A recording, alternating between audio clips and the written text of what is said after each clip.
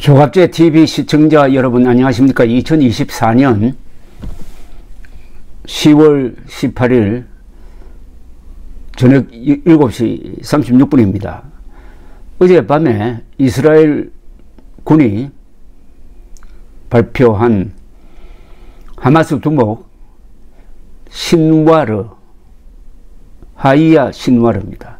하이야 신와르가 어떻게 죽음을 맞았느냐 하는 스토리가 공개되었습니다.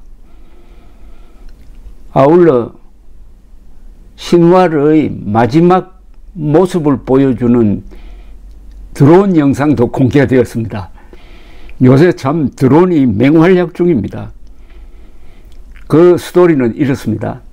가자에서 작전 중인 이스라엘 162사단 828대대 병력이 며칠 전 가자 남부 라파 지역을 순찰 중에 공격을 당했습니다. 이스라엘군은 자신들을 쏜 3명을 발견해 가지고 대응 사격을 하여 이들을 다치게 했습니다. 그들 중 먼저 2사람이 한 건물로 뛰어 들어갔고 다른 1명은 또 다른 건물로 피신을 했습니다. 이 2명은 신와르의 경호원으로 추정되었습니다. 이스라엘 군은 신와르가 건물 2층으로 피신하자 소형 드론을 띄웠습니다. 소형 드론을 띄워가지고 부서진 창을 통해 가지고 2층 안으로 들여보냈습니다. 이 동영상을 IDF 이스라엘 군이 공개를 했습니다. 그 동영상을 저 이야기 시작하기 전에 붙여놓은 바로 그 동영상입니다. 이 영상을 보면은 방 한구석에 있는 의자를 향하여 드론이 접근을 합니다. 접근을 하는데 먼지를 뒤집어 쓴 신와르가 다친 팔을 잡고 앉아 있는 모습이 잡혔습니다. 신와르는 드론이 접근하자 왼손으로 나무 막대기를 잡아 드론을 향해 던집니다. 이게 마지막 장면입니다.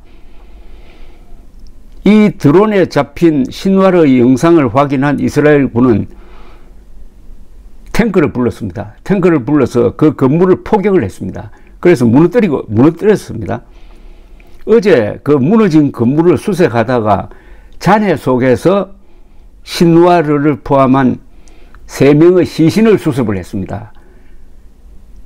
시신을 가져와서 DNA 테스트 및 지문 치아 대조로 신와르의 임을 확인했습니다. 신와르는 한 20년 동안 이스라엘 감옥에 있었어요. 그러니까 신와르에 대한 지문, 치아 관계는 다 자료가 있었습니다. 그것 가지고 시신과 대조를 했더니 신와르의 임이 밝혀졌습니다.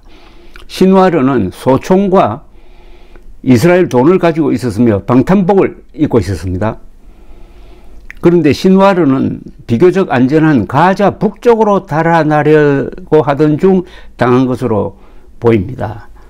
이스라엘 군은 신와르가 지하 땅굴에서 인질들을 방패 삼아 데리고 다닌다고 보았는데 어제 그는 지상에서 발견되었고 부대 단위의 보호는 받지 못했으며 인질들도 보이지 않았습니다.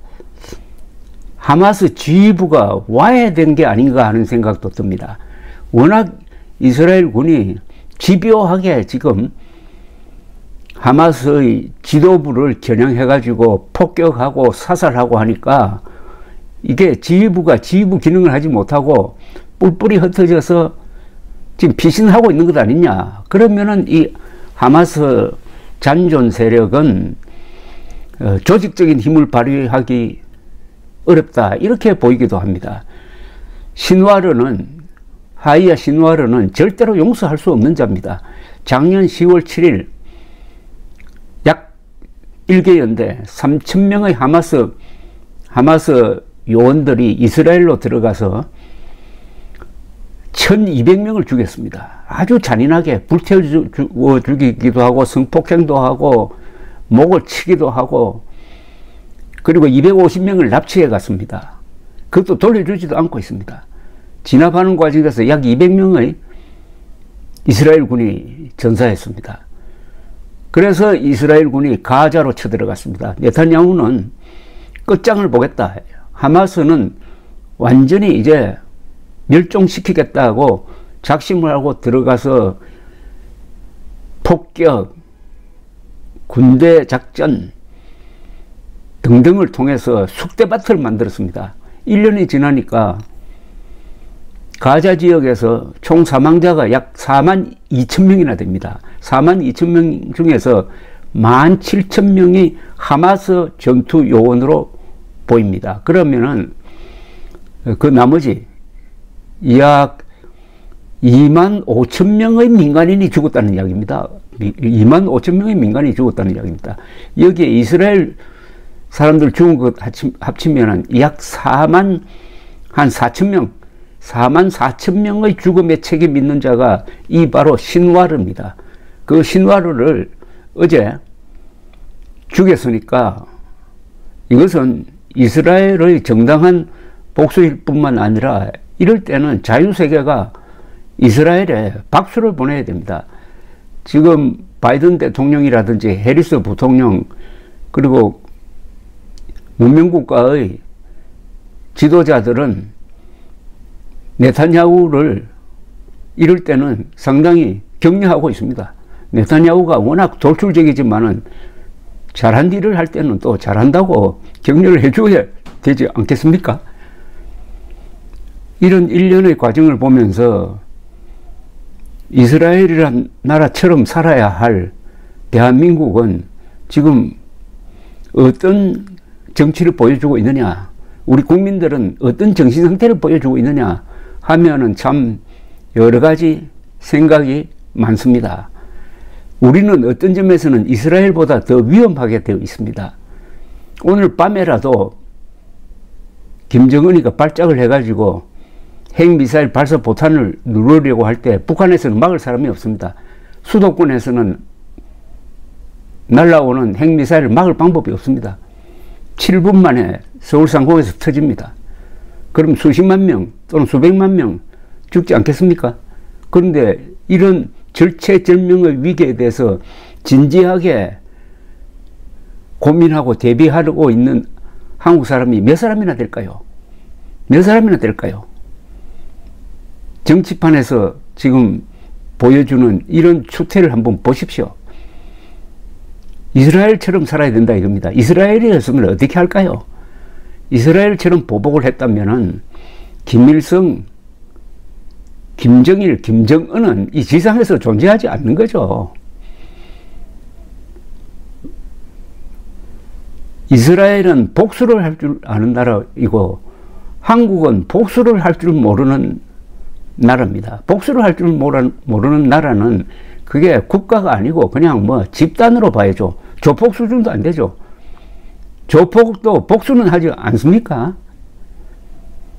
이런 일이 그러면 어디서 생겼느냐? 이런 정신적 해이 상태, 웰빙만 추구하는, 어떻게 보면은 살찐 돼지처럼 행동하는 사람들, 그러나 북한은 그런 살찐 돼지를 잡아먹으려고 호시탐탐하는 야윈 늑대 같은 존재 아닙니까? 그럼에도 한국 사람들은 왜 국방에 신경 쓰지 않느냐? 그것은 한미동맹 때문입니다. 한미동맹이 좋기는 하지만은 국민들이 미국에 국방을 의존하다가 보니까 북한이 핵 개발했는데도 우리도 핵 개발해야지 하면은 전쟁광이다 해가지고 손가락질하는 이런 노예 근성의 나라가 되었는데 요사이 이스라엘이 보여주고 있는 이런 용맹한 정신은 우리들로 하여금 참 부끄럽게 만듭니다. 그런 이스라엘이 세계 140여 개국 중에서 가장 행복하게 사는 나라입니다. 행복도 조사에서 4등 내지 5등 나오는 나라입니다. 우리는 50등 정도입니다. 50등 정도. 왜 이런 차이가 나올까요? 공동체를 지키기 위해서 목숨 걸고 싸우는 사람들의 그 자부심이 행복과 연결되고 그런 자주국방 의지를 포기하고 이해관계만 따지고 권력투쟁만 하고 웰빙만 쫓아다니는 한국 사람들은 오히려 불행감을 느낀다 이거죠.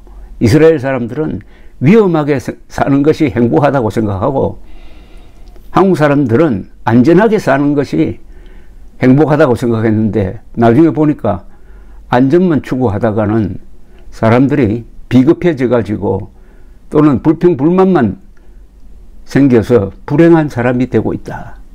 이스라엘과 한국 너무나 대조적입니다. 감사합니다.